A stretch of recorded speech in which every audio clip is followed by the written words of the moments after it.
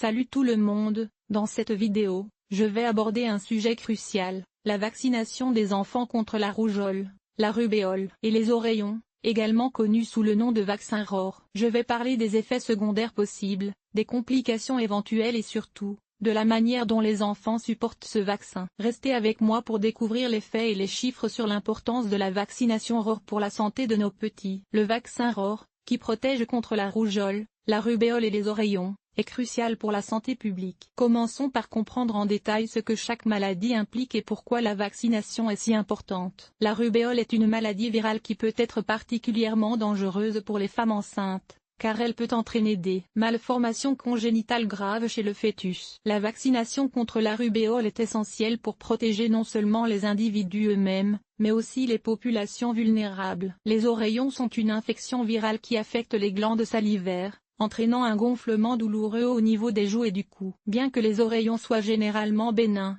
des complications telles que l'orchite, inflammation des testicules, peuvent survenir, ce qui souligne l'importance de la vaccination. La rougeole est une maladie très contagieuse qui peut entraîner des complications graves, notamment des pneumonies et des encéphalites. La vaccination contre la rougeole est cruciale pour prévenir la propagation de cette maladie potentiellement mortelle. Il existe différents types de vaccins ROR, certains importés et d'autres produits localement. Peu importe le nom du vaccin, l'essentiel est de s'assurer que les enfants reçoivent toutes les doses nécessaires pour une protection optimale contre la rougeole, la rubéole et les oreillons. En conclusion, la vaccination contre la rougeole, la rubéole et les oreillons est un pilier de la santé publique, offrant une protection essentielle contre des maladies potentiellement graves. Il est crucial de comprendre les risques associés à ces maladies et de promouvoir la vaccination pour assurer la santé et la sécurité de tous. La vaccination contre la rougeole, la rubéole et les oreillons, également connue sous le nom de vaccin ROR, est généralement administrée aux enfants selon un calendrier spécifique. Les doses sont recommandées à des âges précis pour assurer une protection adéquate contre ces maladies infectieuses. Avant de procéder à la vaccination ROR,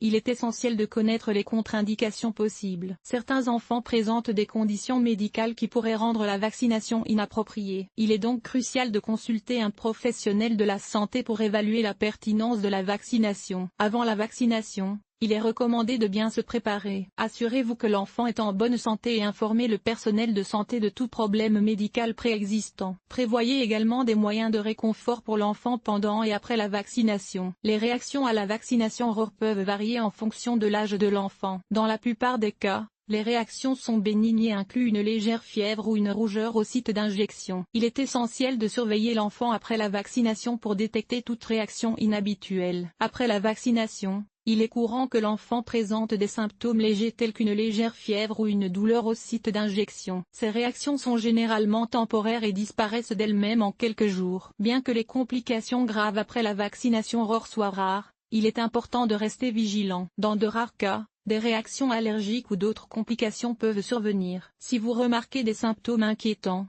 consultez immédiatement un professionnel de la santé. En cas d'effet secondaire après la vaccination ROR, il est essentiel de savoir comment réagir. Assurez-vous de suivre les recommandations du professionnel de la santé et de surveiller attentivement l'enfant. En cas de doute, n'hésitez pas à contacter un médecin pour obtenir des conseils supplémentaires.